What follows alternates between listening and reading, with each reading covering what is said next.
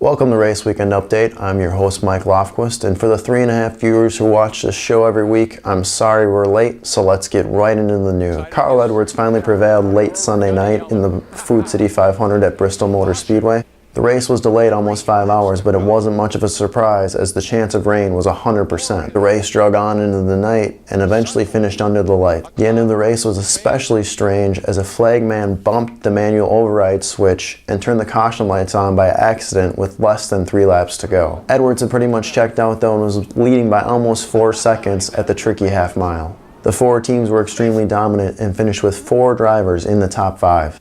Ricky Stenhouse Jr. was second, Eric Almirola was third, Tony Stewart was fourth, and Marcus Ambrose rounded out the top 5.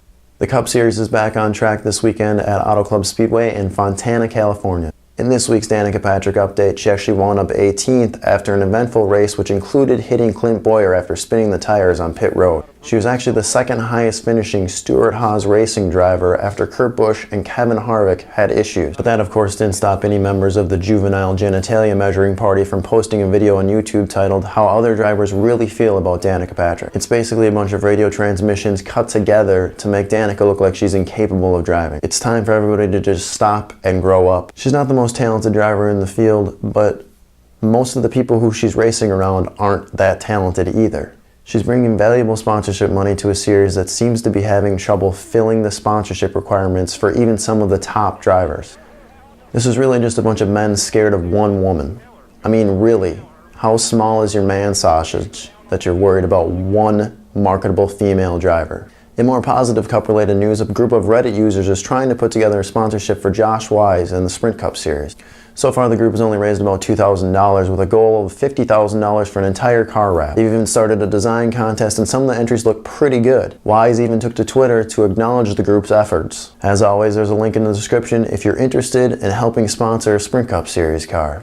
The Nationwide Series race was dominated by Kyle Busch, and yeah, that's about all there is to talk about. Kyle Busch, Kyle Larson, Kevin Harvick, Ryan Blaney, and Matt Kenseth were your top 5.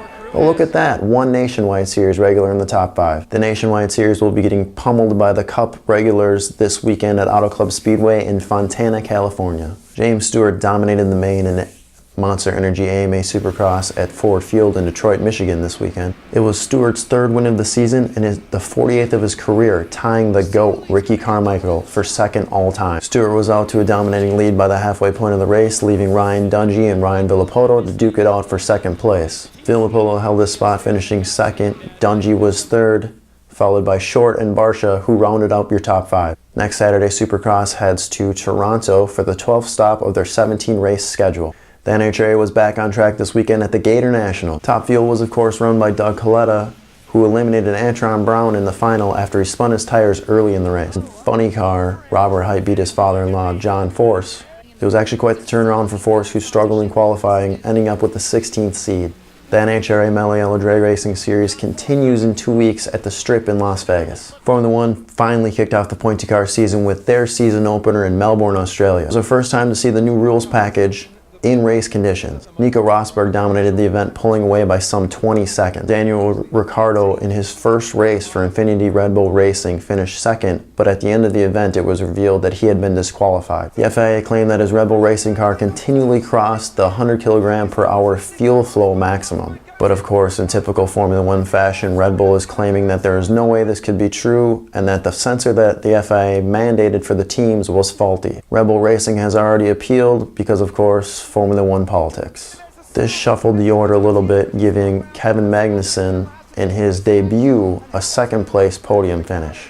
Jenson Button was 3rd, Fernando Alonso was 4th, and Valtteri Bottas rounded out your top 5. The other Red Bull racing car of 3-time defending champion Sebastian Vettel DNF'd after a few laps. F1 is back on track in 2 weeks at the Malaysian Grand Prix. That's all the race-relating news that mattered to me this week. Follow the show on Twitter at RaceWeekUpdate. If you have any questions or suggestions, leave us a comment below. I'm Mike Lofquist for Race Weekend Update saying we'll see you at the track.